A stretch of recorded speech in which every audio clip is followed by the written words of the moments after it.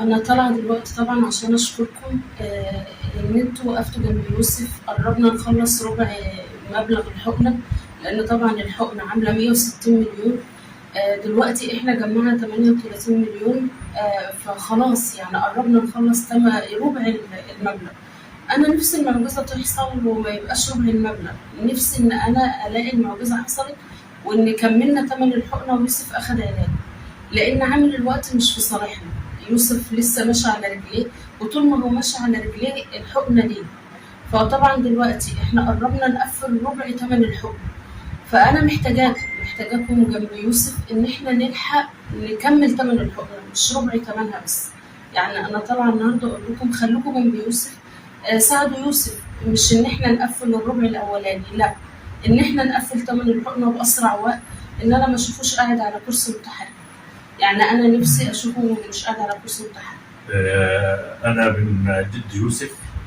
بنقدم الشكر لكل الناس اللي ساعدوني وساعدوا يوسف، وأجركم على الله أولا.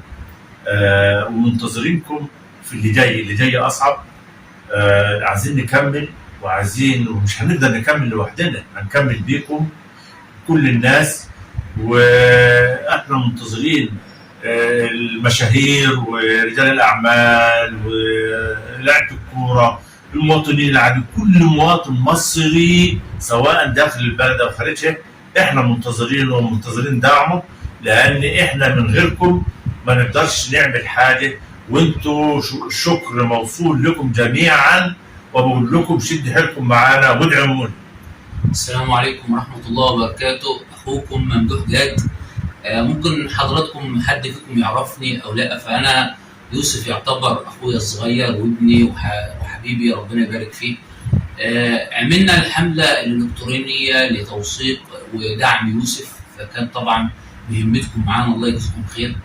حابين وصلنا للربع الأولاني ده بنية صادقة، دليل على إن كل مبلغ ناس اتبرعت بيه وكل واحد شير او كل واحد تعلق او جعل يوسف في الربع الاولاني ده قضيته، كان دليل على صدق قلبه ودليل على صفاء نيته، ان هم جعل يوسف هو اخوه، هو ابنه، هو حفيده.